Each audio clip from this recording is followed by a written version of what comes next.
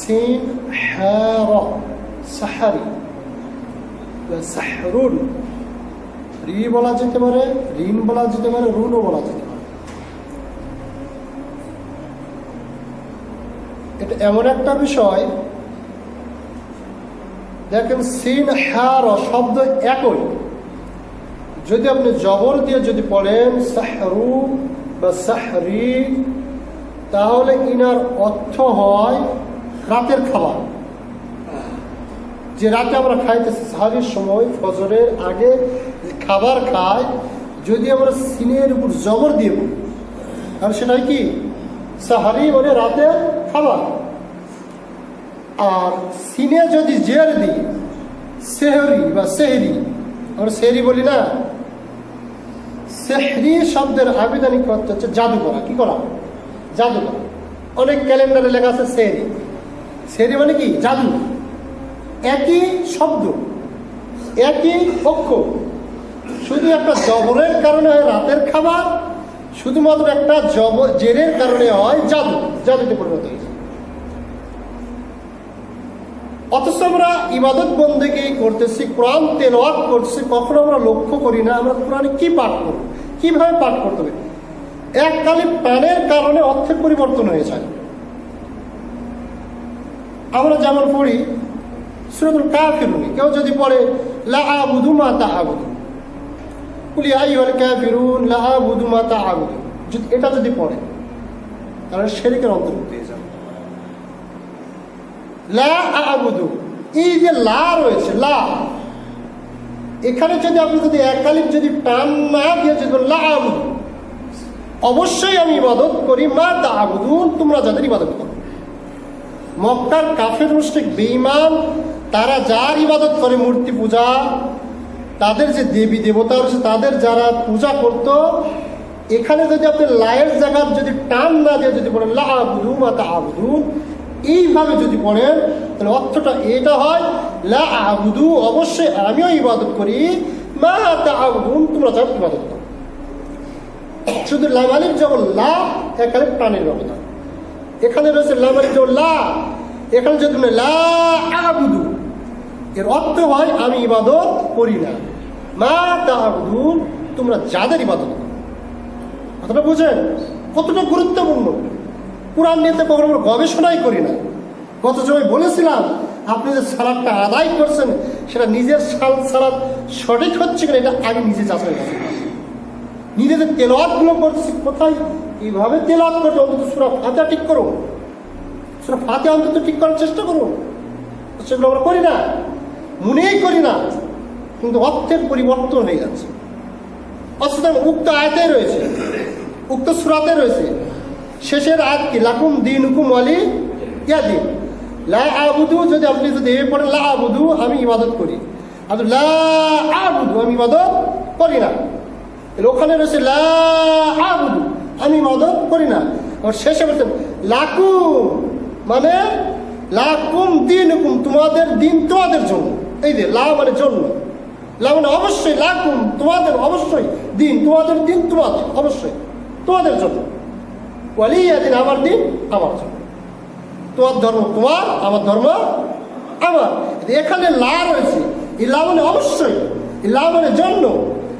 আর প্রথম দিক বলা হয়েছে লা আবুদু মা তা'বুদুন ওয়া লা আনতুম আবিদুনা মা আ'বুদু, দেন প্রত্যেকটা ক্ষেত্রে না একালি করে টান দিতে হবে। আবাদা, আইন বাদাল, আবাদা মানে সে ইবাদত করে। আর আলিফ বা দাল আপনি তো উচ্চারণ সঠিক করতে পারেন না, আর কোনোদিন চেষ্টাও করেননি। আবাদা মানে কি বললাম? ইবাদত করে, সে ইবাদত করে। আবিদুন, যিনি ইবাদত করে তাকে আবেদ বলা হয়, আবিদুন। আব্দুল মানে বান্দা, ইবাদত করে তাকে কি বলা হয়? বান্দা, আব্দুল। আইন বা দাল দিয়ে যদি পড়েন তাহলে সে ইবাদতকারী হয়, ইবাদত করুন। আর ওখানে আলিফ বা দাল, আলিফ জবর আ, বা জবর বা, দাল জবর দা, আবাদা। আইন জবর আ, বা জবর বা, দাল জবর দা, আবাদা। এখন আমরা দুটাই আবাদা আবাদা করতেছি। কোন আবাদা করলেন আপনি? কোন আবাদা করলেন? যদি এখানে যদি ঠিক যদি না করেন, ওই আবাদা মানে হচ্ছে চিরস্থায়ী শাস্তি। আলিফ বা দাল দিয়ে যদি পড়েন তাহলে চিরস্থায়ী শাস্তি হবে। দেখো অর্থ একেবারে পরিবর্তন, কোথায় ইবাদতকারী, কোথায় উল্টা ওর চিরস্থায়ী শাস্তিতে চলে হবে। তাহলে এগুলো আমাদের বুঝতে হবে। তবে সাহারুন শব্দের আবিধানিক অর্থ এগুলো আমাদের বুঝতে হবে, সেহারুন শব্দের আবিধানিক অর্থ এগুলো আমাদের বুঝতে হবে। অক্ষরগুলো একই, কিন্তু জের জবর পেশের কারণে অর্থের পরিবর্তন হয়ে যায়, প্রাণের কারণে অর্থের পরিবর্তন হয়ে যায়। আলিম মানে জ্ঞানী, আলিম আপনি ওই সকল ক্ষেত্রে আলিম একই বলেন। আইন জবর আ লাম ইয়াদের লি মিম পেশ মু, আলিম বা আলিম। আলিম মানে কি? জ্ঞানী। আলেম বলে না এই লোকটা আলেম রে, অথচ আলেম আলেম আয়া আলিম জবর আ লাম ইয়াদের লি মিম পেশ মু আলিমু। এই আলিম আমরা স্বাভাবিকভাবে যে আলিম শব্দটি ব্যবহার করি, ওখানে আপনিও জানেন না আমিও জানেন ওটা আইন দিয়ে আছে না আলিম দিয়ে আছে, কি দিয়ে ব্যবহার করি আমরা বুঝি না। ওই লোকটা আলেম রে, এই যে আলেম শব্দটি ব্যবহার করলেন মানে ওয়ালাহুম আযাবুন আলীম, তাদের জন্য রয়েছে বেদনাদায়ক শাস্তি। মানে ওই আলেম নয়, ওই হচ্ছে শাস্তিকর একটা বিষয়। আইনের উচ্চারণ যদি না করে ওই আলেম নয়, হচ্ছে বেদনাদায়ক, আমার জন্য কি শাস্তি। আযাবুন আলীম, বেদনাদায়ক শাস্তি তাদের জন্য নিযুক্ত করে রাখা হয়েছে। সূরা বাকারার দিকে রয়েছে না। আর আলিম মানে হচ্ছে জ্ঞানী, জ্ঞানবান ব্যক্তি। এগুলো আমরা কবে বুঝবো? দুনিয়ার সব কিছু আমরা বুঝি, এগুলো আমরা বুঝি না, কোনো চিন্তা ভাবনা করি না। কোরআনে কোথায় হাফেজ সাহেব তেলাওয়াত করতেছে, কি যে তেলাওয়াত করছে, কত যে অর্থের পরিবর্তন হয়ে যাচ্ছে। জানা সূরাগুলো অন্তত 4-5টা সূরা, জানা সূরাগুলো সঠিকভাবে শেখার চেষ্টা করুন। এই মাসে রমজান মাসে 4টা সূরা মুখস্থ করুন সুন্দরভাবে, শুদ্ধভাবে। এখানে যতগুলো লোক রয়েছে তাদেরকে আমি যদি বলি দুআয়ে কুনুত কে কে জানেন, অনেকেই বলতে পারেন। আল্লাহুম্মা হদিনি ফিমান হাদাইতা ওয়া আফিনি ফিমান আফাইতা, যে দোয়াটা দুআয়ে কুনুত। আমি একসময় ধরছিলাম, এক মসজিদে আমি ধরছিলাম আল্লাহুম্মা ইন্নী নাস্তাইনুকা, অনেকের মুখস্থ আছে, কিন্তু আল্লাহুম্মা হদিনি ফিমান হাদাইতা একজন ব্যক্তি হাত তুলতে পারে, প্রায় 200 জনের অধিক লোক। এই যে আমরা তারাবির সালাত আদায় করি না, তারাবির সালাত আদায় করি, ইমাম আসতে বলে না জোরে বলে? জোরে বলে। তা আল্লাহুম্মা হদিনি ফিমান হাদাইতা যে দুআয়ে কুনুত রয়েছে, এটা তো তারাবির সাথে খাস নাকি? তারাবির বেদের সাথে খাস? আমার কথা বুঝতে পারেনি, ধরতে পারেনি। বেদের সালাত কি শুধু তারাবিতেই লাগে না এর পরবর্তীতেও লাগে? সকল ক্ষেত্রে লাগে না? তে আমরা দেখেন, আপনিও জানেন না আমিও জানি না, মনে করেন আপনিও জানেন না আমিও জানি না, অন্তত তারাবির সালাত যখন আদায় করা হয়, ইমাম সাহেব তো প্রত্যেকটা তারাবির সালাতে 30 দিন পড়াবেন, 30 দিনে তো পড়াবেন। আর ওয়ার্ড আনুমানিক 10টার মতো রয়েছে। আল্লাহুম্মা হদিনি ফিমান হাদাইতা, এক তারাবি এতটুকু মুখস্থ করা যাবে না। ইমাম পড়তেছে, আপনি শুধু এতটুকু মুখস্থ করবেন আল্লাহুম্মা হদিনি ফিমান হাদাইতা, সারাদিন এটাই জিতলাম। তারপরের দিনে আবার বলবেন ওয়া আফিনি ফিমান আফাইতা ওয়া তাওয়াল্লানি ফিমান তাওয়াল্লাইতা, 10 দিনে মুখস্থ হয়ে যাবে। এও শিখার আগ্রহই যে নেই আপনাদের, এটা যেমন লাগবে পরবর্তীতেও যে এটা যে লাগবে এরকম শিখার আগ্রহই নেই। যদি আগ্রহে যদি থাকতো প্রত্যেকটা নিয়ত তারাবির সালাতে কতবার সূরা ফাতিহা পাঠ করা হয়, শুদ্ধভাবে পাঠ করা হচ্ছে, শুদ্ধভাবে।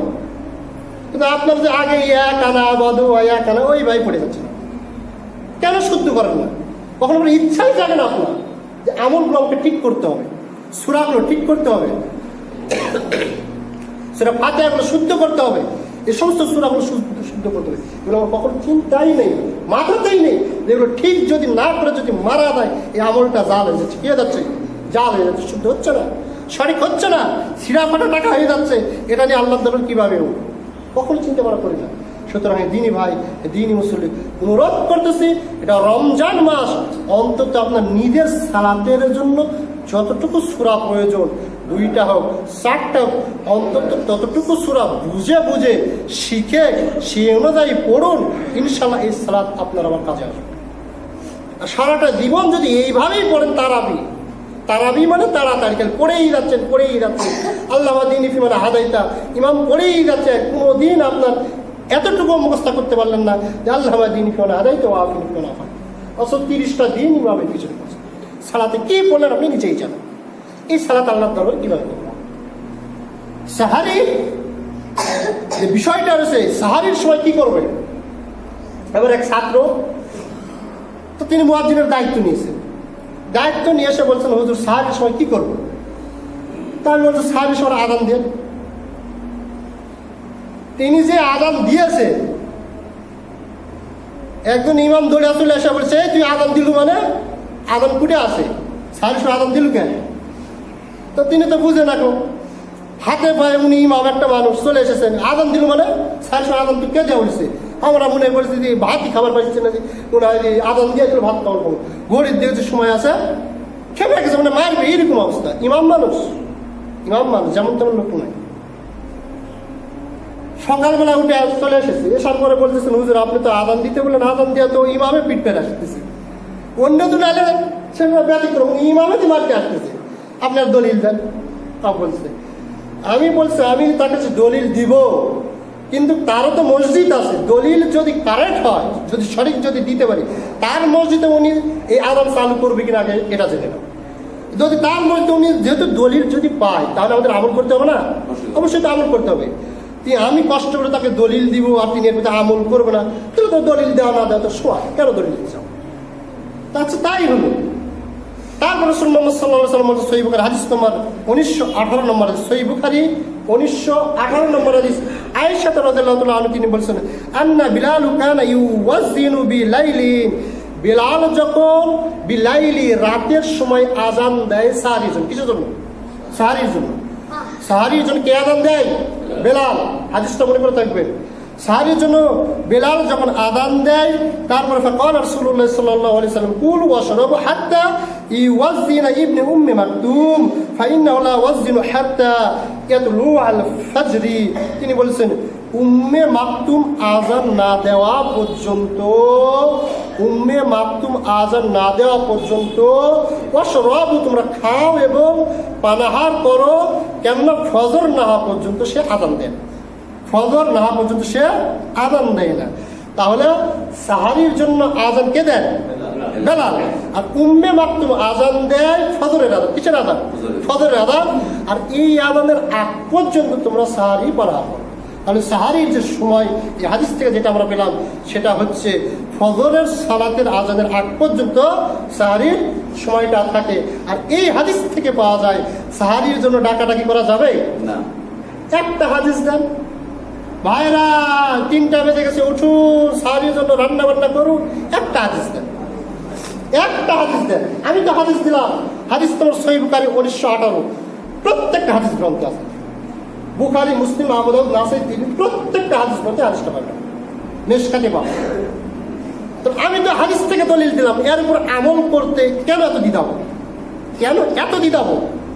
অথচ তারা যে ডাকাডাকি করতেছে, আহ্বান করছেন, আপনাকে বলেন তো সই তো দূরের কথা, জয়ীফ হাদিস দেন। ওই মর্মে কোনো হাদিসই তৈরি হয়নি এবছর, ডাকার জন্য কোনো হাদিসই তৈরি হয়নি। ওই কাজটাই প্রতিষ্ঠিত সমাজ।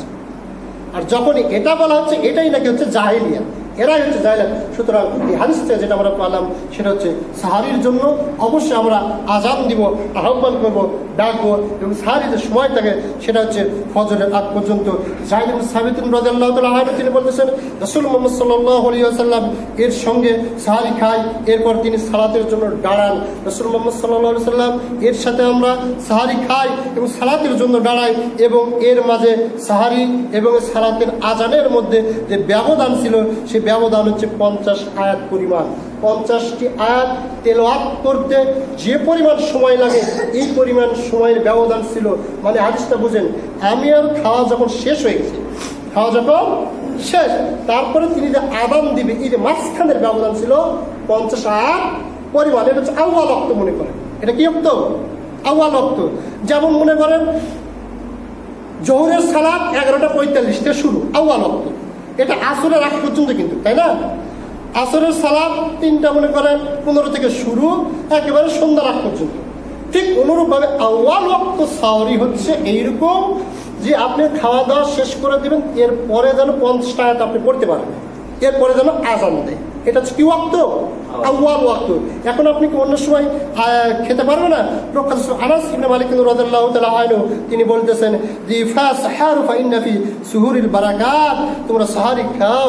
হাদিস রাসূল মুহাম্মদ সাল্লাল্লাহু আলাইহি ওয়াসাল্লাম বলেছেন নিমাস সুহুরু মুমিনুত তামার, যে ইমানদার ব্যক্তির জন্য খেজুর দিয়ে সাহারি খাওয়া কতই না উত্তম। ইমানদার ব্যক্তির জন্য খেজুর দিয়ে সাহারি খাওয়া কতই না উত্তম। আমরা কি সাহারির জন্য খেজুর রাখি না? যদি পারেন এই সুন্নাহটা পালন করার চেষ্টা করুন, একটা দুইটা খেজুর কি তার সাথে খাবো, এটা সুন্নাত।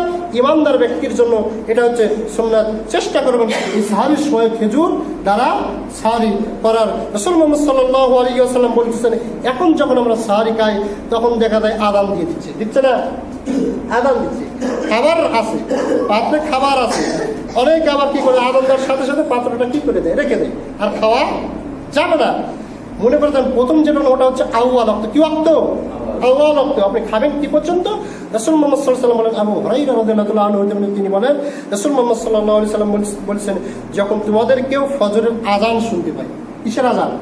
ফজরের আযান শুনতে পায়, অথচ খাবারের পাত্র তার হাতেই থাকে, মানে তিনি যে খাবার কিনে নিয়েছেন সেই পাত্রে খাবার আরো রয়েছে, হাতেই থাকে, সে যেন তার রেখে না দেয়। এখানে বেশি তাকওয়াশীল হলে হবে না, আল্লাহ রাসূলের সাথে বড় হয়ে যাবেন। কিন্তু বেশি তাকওয়াশীল দেখানোর দরকার নেই। আল্লাহ রাসূল বলছেন সে যেন ওটা কি করে দেয়, খেয়ে নেয়।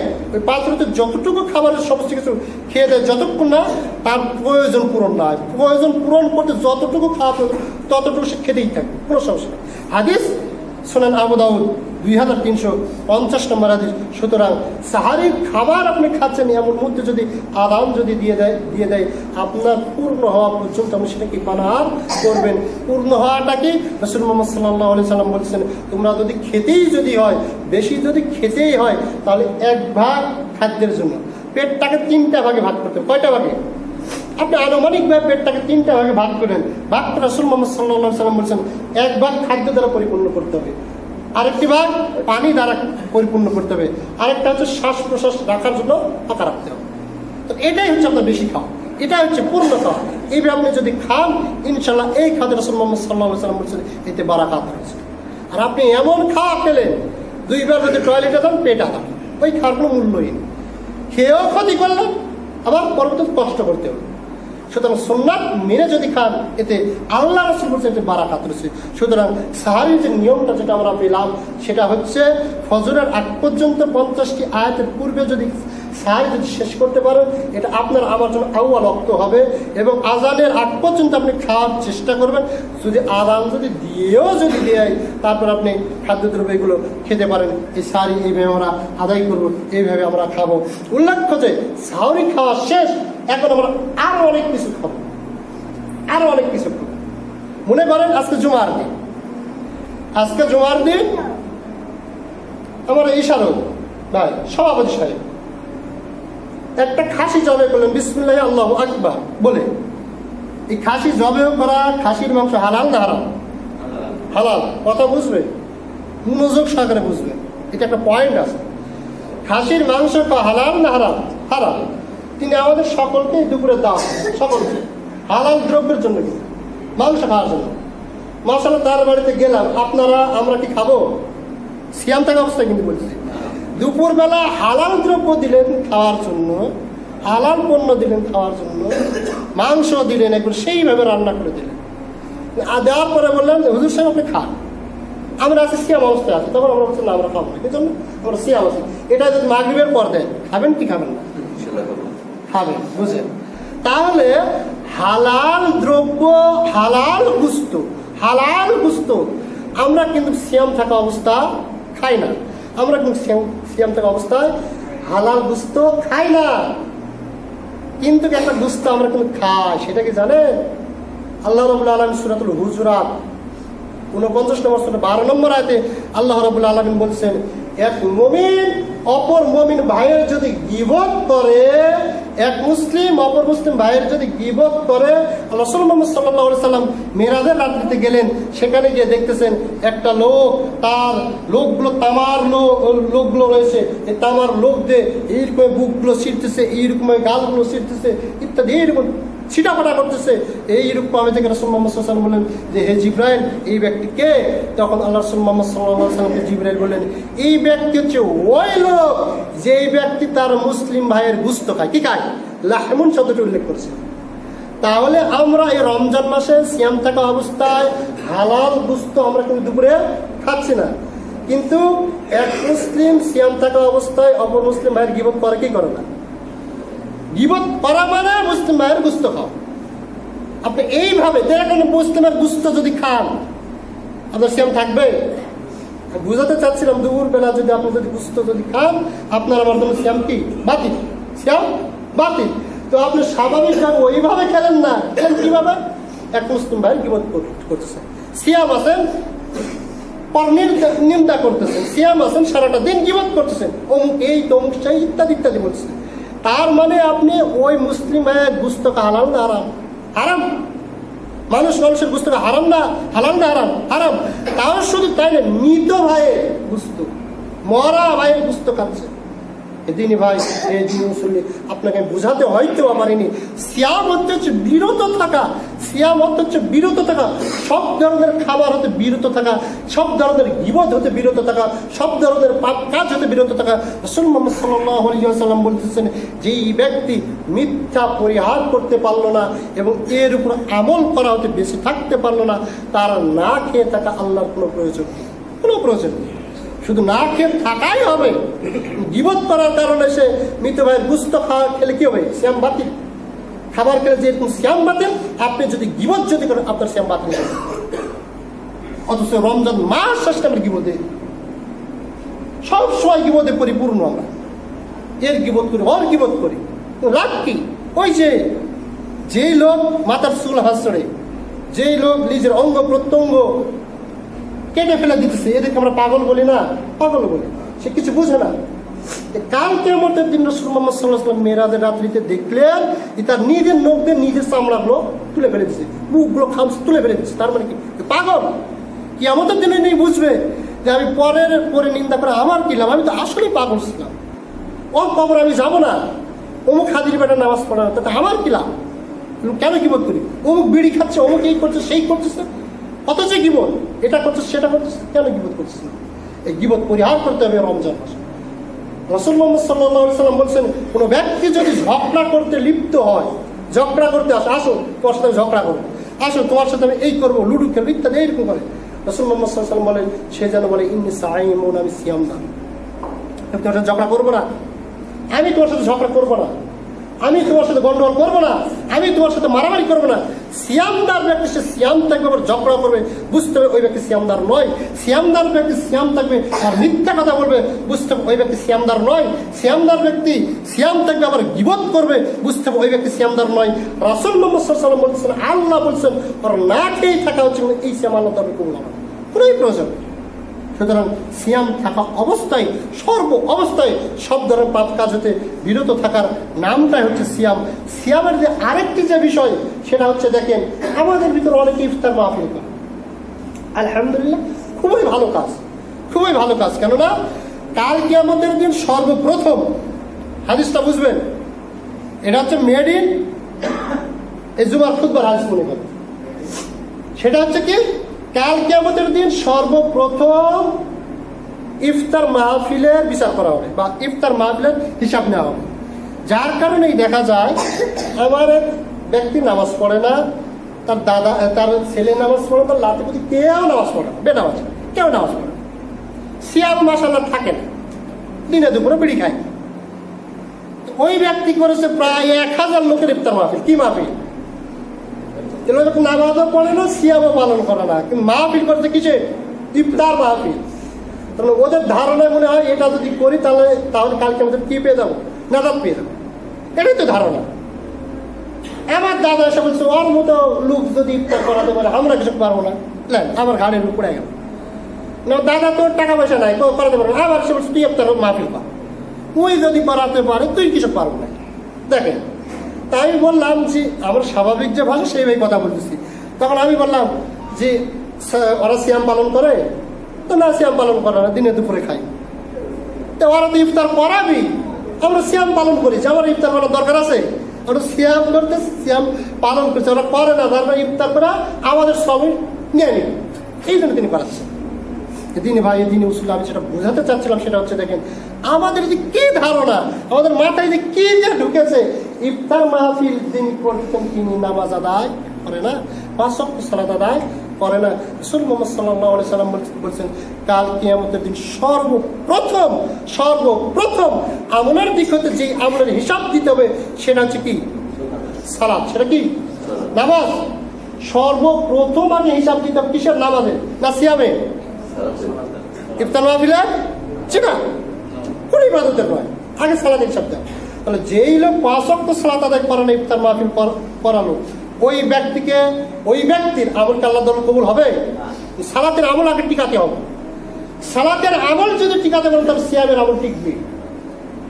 আপনি বলেছেন হুজুর মর্যাদা মতো সিয়াম পালন করবো না, যখন বলেছে হুজুর 5 ওয়াক্ত সালাত আদায় করেন, তো হুজুর ওরেই তো পারি না, কাবুল ঠিক না, এই কথা বলে ওরেই পারে না, মরে যাচ্ছি, তো সিয়াম ছাড়বে না। কি সিয়ামের প্রতি ভালোবাসা, কি দরদ, জীবন চলে যাবে তো সিয়াম ছাড়বে না, এত পরিশ্রম করছে, এত তৃষ্ণা, তারপরেও সে এক ঢুক পানি খাচ্ছে না, সিয়াম রাখবে।